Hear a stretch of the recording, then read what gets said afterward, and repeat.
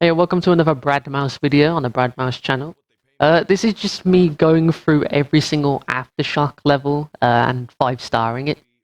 5-starring a level in, obviously, Stuntman Ignition, the game I'm playing. Basically, what you have to do is you have to do a string of tricks and have one string of tricks go through the entire level without it breaking. Like, basically, you basically have to get to the end of the level without breaking your trick chain or stunt chain. I don't know what it's called. I don't know. You just have to basically keep the chain going and get to the end level. That's basically it. Now, Aftershock is the very first level of the game, so it's like the beginning steps. So this is the first level I did, Reign of Terror. Like it's the very first car level, so it's really short. It's not too difficult. What my strategy involved is obviously getting close to everything when possible, and if it's not possible, doing a drift. But the problem with this as you can see there, the car will have a dice roll chance of either drifting or just refusing to drift, especially when you press the handbrake. Like for whatever reason, the sports cars in this game either drift or they don't. As you can see there, I just barely managed to drift. I was so scared because what it means when your trick gauge is going transparent, it means it's about to like end. You have to find another stunt to keep it going. So when I got that drift of +3 points, I was like, thank the Lord Jesus Christ for this gift. I was like, oh my god. But no, the first level of this game, it's not too difficult. It's very short and brief. As long as you remain calm and you like push through it and you just keep close to things, drifting if you feel like you're about to lose a streak, it's not too difficult. It was a breeze. I did that on my first try, by the way. Now this took quite a few tries. And the reason I say this is because either I crashed into something, or I got stuck on something, or my streak ended with no explanation. Like what I mean by this is that I'd get close to something and for some reason the game wouldn't register it as me getting close, which was kind of stupid. Other times I would try and do a drift to keep my score going and I would end up drifting and losing like that, like that, but I managed to keep this going. Now this run, I don't know how, but I managed to pull this off. And I think I like cocked up a few good times when doing these runs. And yeah, I still managed to get 5 stars. Now once again, it's just a matter of getting close to things, doing stunts on the side while following the instructions without trying to make as little mistakes as possible. Yeah. Obviously, there's forest bits, there's less things to get close stunts of. Like there, again, I messed up. And then I messed up again, but I managed to get to the action button in time and end level. Like, it's just a matter of keeping the streak alive. It doesn't matter how many times you make a mistake, how many mistakes you make. It just really doesn't matter.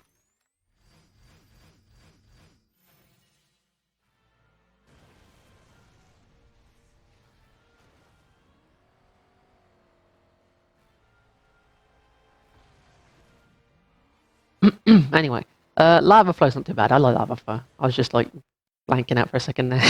Alright, the first bike level of the game. It's short, thank God. Bikes are terrible in this game because if you bump one thing, like even the slightest bump, you will absolutely go flying and your streak will just immediately end. However, bikes have one of the most broken things in the game, and that is a wheelie. Which means, like, whenever you feel like your streak is going to die, you don't have to drift on the spot anymore. You can just pop a wheelie and then you can just keep it going. I mean, that's the reason why bikes are so stupid in this game. Not only are they just really annoying to control, but they have some of the most broken kit in the game in terms of getting a 5-star rating. It's just ridiculous. But no, this level's incredibly short. It's like just it's less than a minute long. As long as you keep wheeling and keep drifting and getting closes, obviously this level is a breeze. You should be able to do it in like 1 or 2 tries. But no, it was alright. For a bike level, I'd say it's alright. But the next one, the next bike level is not as great. I'm sorry to say. No, come on, don't get me wrong. This next level, the bike level, the second bike level, it's not bad. I just kind of find it to be a slog. Like, there's nothing really too interesting going on because you got the interesting stuff like out the way. This is like a prequel to the last level you did. For some reason, it's done in reverse, which is kind of weird, but it's whatever. I do like the driving on the building stuff. I do like that. That's pretty cool.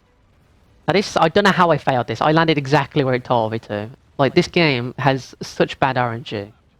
Whether you'll do something correctly and the game will register you did it correctly, or you'll do it correctly and the game will be like, no, you didn't. It's just so stupid. Like now, I did a 180 and the game was just like, no, you didn't. Now you can see that I'm doing wheelies to like keep the streak alive. Like every so often, I'll just do a wheelie to like keep the streak going. That's why I say bikes is the most OP in terms of 5-star rating levels. It depends on the bike, obviously, but most bikes are able to do a wheelie and it's pretty self-explanatory. Now this is the last stunter level. Yeah, and again, this level's meh. I'm not really too keen on it. But this is the last bike level you have to do for Aftershock, which is good. That doesn't mean it's not going to get any more difficult from here. The next 2 levels, or the last 2 levels, are like the pinnacle of difficulty in Aftershock. I'd say make sure you go through them on your own a few times first and then do them. But for me, it's exactly what I did. I went through the level like normally, then I went through it trying to keep as long a streak as I could, and then I went through it trying to get the 5-star streak. Now again, the benefit with these kind of vehicles, like the SUVs, the pickup trucks, you know, like the generic civilian vehicles, is that they're very, very drifty. Like, it's easy to get a drift stunt to keep the streak going.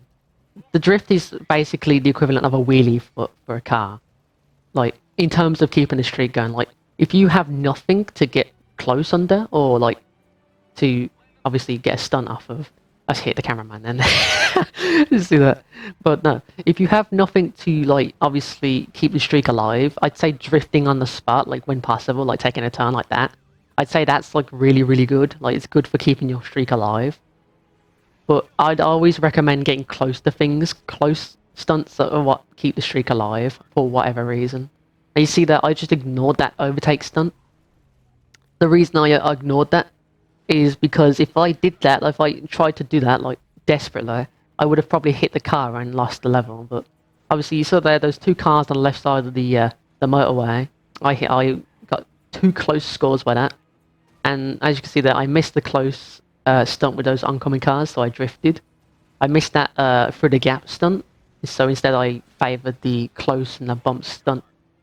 Obviously I just barely managed to get that close stunt. Now this bit is considerably difficult, because it's a very narrow corridor-like level, but as long as you get to the very end of the bridge, after that, like after this overtake, it's kind of just a breeze, as long as you get these close stunts and then you land on a jump spot. It does take quite a few tries to get this right. Like, I did this level last, by the way. The reason why I did this last is because the next level, which is the last level of Aftershock, is the hardest one. Like, it is so fucking difficult to get a 5-star rating on the next level. It's the one with the fire car, ironically enough. Now this one, I can't even begin to imagine tell you how many times I had to go through this level. I think I was up for an hour doing this one level, because it just took so many tries. Like, the RNG was so unfavorable towards me. There's like so many detriments against me. Number one was the RNG. Like, you either had a chance of obviously getting the close stunt, or you didn't get it at all. And that goes for like these stunts here. Like, I think I didn't get this 180 that's coming up. Yeah, I didn't get it, even though I did exactly what it told me to. Now, for some reason, you can get a close stunt on those logs there. That's something that's really handy. And a close stunt on these parasols or like benches. Now, for some reason, this didn't count, even though, again, look, I hit it. It said it didn't count though, which is stupid. This bit's not too difficult. Like, the beginning part is like really straightforward. Just get loads of closes next to the cars, and obviously this truck coming up. Now, the gas station is very buggy. Like, if you get close to a gas pump and when it explodes, apparently the close stunt disappears along with it, so you have less time to keep the streak going. It's so dumb. Like, it's really strange how many bugs this game had. But then again, this game's like, what, 15 years old, coming up on 15 years old at this point. Like, this game came out in 2007. Like, that's insane how long ago this game came out. It's honestly so mental. Like, the parking lot here, this is a very tricky stage. Like, I obviously fell into that hole quite a few times because I didn't expect it. Now, the reverse bit, I stopped here because when I reversed, I'd get a close stunt and keep the streak alive. Like, and I wanted to make sure I had enough speed going off of that bit there. Now, this part, I never got to this part, so I was like, well, shit, what do I do now? So what I started to do was kind of drift randomly to keep my streak alive and see where I'd go from here. But luckily I managed to like pull it off because it was near the end. And obviously get these close stunts and then drifted off the edge here. Now the airborne stunt was really handy though. Yeah, as you can see there, like when I get the chance I drift to keep the streak alive and then get close stunts. I think we're coming up to the end now. Yeah, this is the jump bit. Yeah, this is the final level for Aftershock. Obviously all levels 5-starred. I hope you found this helpful. If not, then I'm sorry, but yeah. The main consensus of this guide is to get lots of close stunts, lots of drifts if you feel like your streak's gonna die. Make sure to avoid stunts you feel will get in the way of your streaks. And yeah, just stay calm. If you fail, just try again. Shut up, phone. If you fail, try again. It's not the end of the world if you do fail. Just keep going. Come back to it if you feel like it's too difficult. But yeah, I'm going to end the video with the Aftershock trailer. Thank you all for watching, and I'll see you all in the next video, which might be another Stuntman guide. Thanks for watching, and I'll see you all in the next one.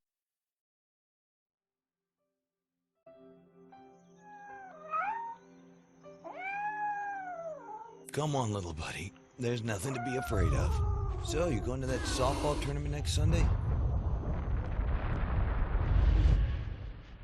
Did you guys feel that?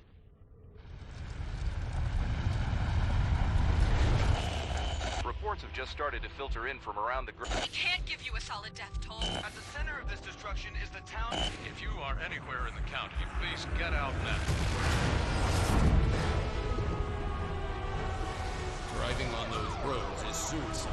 Staying here is suicide. You better be leaving me here. Jump! You trying to be a hero? Just trying to stay alive, sir.